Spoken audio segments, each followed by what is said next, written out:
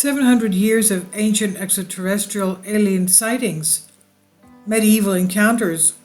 Before I go into this, let's remember even Alexander the Great himself had UFO encounters.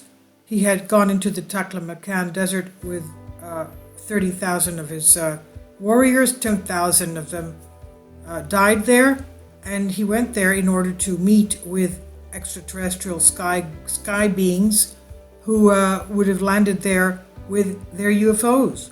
He even had UFO help in conquering the island kingdom of Tyre, the island off Lebanon, Syria area. And supposedly there are accounts of the UFOs blasting laser beams to break down the walls of the enclosed city of Tyre, the kingdom of Tyre. And that's how Alexander was able to conquer it. Now going to this. Throughout ancient history, UFO sightings have been recorded in various parts of the world. And a couple of months back, I remember something unusual. About 2400 BC, Korea, China, Japan had landings of sky gods, quote unquote, from the sky. These were very beautiful, tall people that gave them knowledge and philosophy and commandments, technology, and farming and things like that. And it was about the time that they had a mass extraterrestrial UFO landing in Egypt as well. But going back to this, throughout ancient history, UFO sightings have been recorded in various parts of the world. These unexplained aerial phenomena raise questions about the existence of extraterrestrial life beyond the exosphere, and for many years various attempts have been taken by the mainstream media to diminish the importance of UFOs and tried to create the public belief that UFOs are part of some form of an elaborate hoax. Nevertheless, UFOs have been reported throughout history since prehistoric times up to the present day.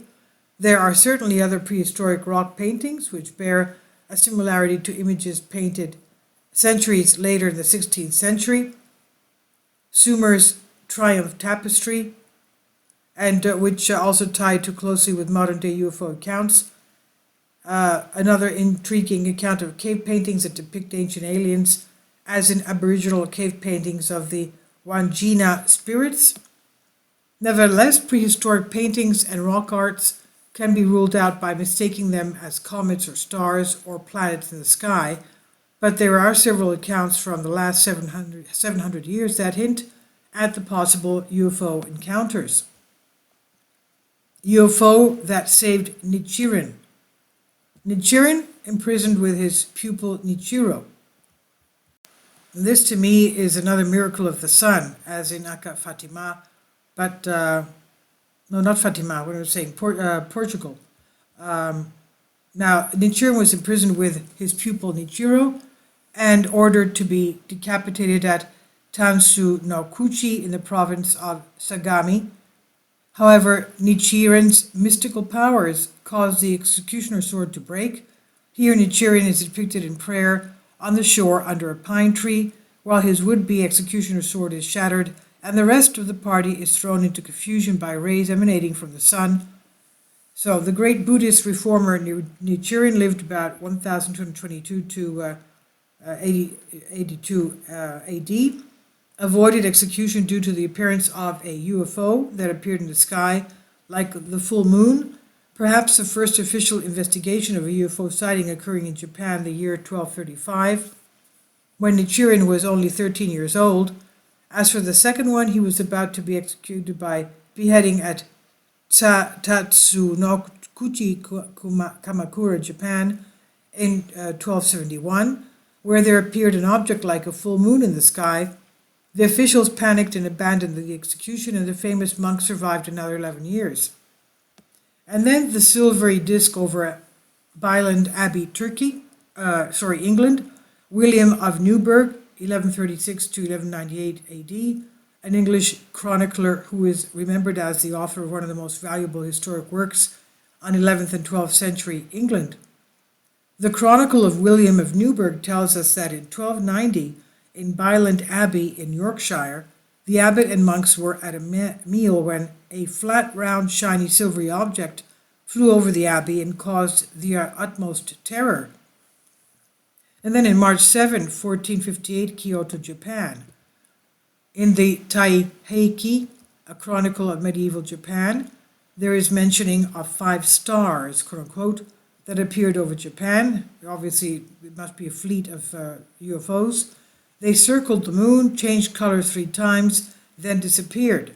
The citizens of Kyoto were so distressed by the event that they ran and hid, expecting the arrival of horrible disasters.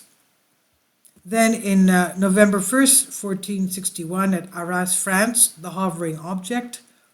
Jacques Duclerc, legal advisor to Philip III, writes, "On this day of our Lord, All Saints' Day," November 1st is All Saints' Day, the day after Halloween, "there appeared in the sky an object as bright as burning steel, as long and wide as half of the moon. It was stationary for 15 minutes. Suddenly the strange object began to spiral upwards, and then it spun around and rolled over like a loose watch spring, after which it disappeared in the sky." The light seen by Columbus. On October 11, 1492, in Gunihani, Bahamas, Christopher Columbus and the crew remembered they saw lights apparently going higher and lower. The actual passage reads as follows, quote, "The land was first seen by a sailor called Rodrigo de Triana, although the admiral at 10 o'clock that evening standing on the quarterdeck saw a light, but so small a body that he could not affirm it to be land. Calling to Pedro Gutierrez, groom of the king's wardrobe, he told him he saw a light and bid him look that way, which he did and saw it. He did the same to Rodrigo Sanchez of Segovia, whom the king and queen had sent with the squadron as controller, but he was unable to see it from his situation.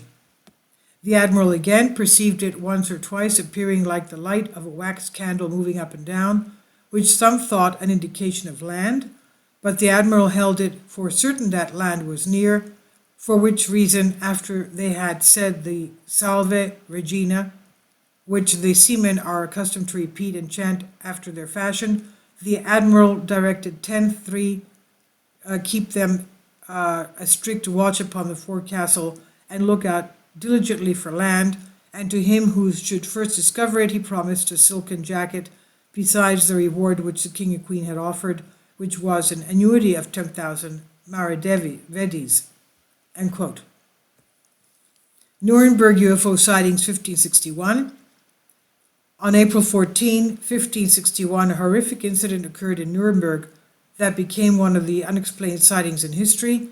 Several residents saw numbers of objects in various shapes, cylindrical, spherical, triangular, in the sky during the sunrise between 4 and 5 a.m. They described the scene as a dogfight.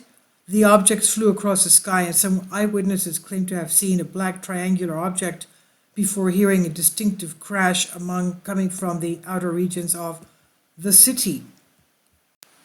And this is an image tapestry of the 1566 aerial combat over Basel. So Nuremberg and in Germany, Basel is now Switzerland. Basel, Switzerland, 1566, a large number of black spheres were flying all over the sky. They appeared to be fighting one another. This battle was witnessed by hundreds of people. Describing this activity, a newspaper article written by Samuel Kokia said, "Many became fiery and red, ending by being consumed and vanishing." End quote. December 5th, 1737, Sheffield, England. In Sheffield, England, astronomer Thomas Short described the following.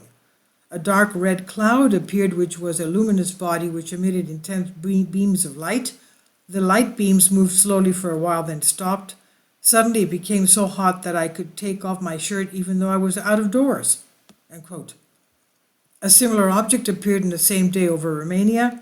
In the afternoon, an object only descended as a symbolic form, blood red in color, appeared from the west. After remaining in the sky for 2 hours, it split into 2 parts that shortly joined again and went back towards the west. Shape-shifting UFOs seen over British skies in 1783. On August 18, 1783, a luminous object was seen in the sky at around 9:45 p.m. by 4 witnesses from the terrace of Windsor Castle in the English country of Berkshire. Many people across the English country claimed to have seen it. but the 7 witnesses who were present at the castle to document the incident were Thomas Sandby, a founder of the Royal Academy, his brother Paul, Tiberius Cavallo, Dr. James Lind, Dr. Lockman, and 2 unknown women. The sighting was recorded in the following year in the Philosophical Transactions of the Royal Society in 1784, who relates what the witnesses observed. Quote, an oblong cloud moving more or less parallel to the horizon. Under this cloud could be seen a luminous object which soon became spherical, brilliantly lit, which came to a halt. This strange sphere seemed at first to be pale blue in color, but then its luminosity increased and soon it set off again towards the east. Then the object changed direction and moved parallel to the horizon before disappearing to the southeast. The light it gave was prodigious. It lit us everything on the ground. End quote. This article originally published by House and Wise. This is by Vicky Verma, House and Wise, on Collective Spark. Please leave your comments and thank you for your support. Kindly support my Patreon account. The daily posts are 5 videos daily, and they are totally different from what I have on my YouTube channel. Thank you so much for your support and that you find all my content so interesting. You'll find the Patreon account details in the description box below.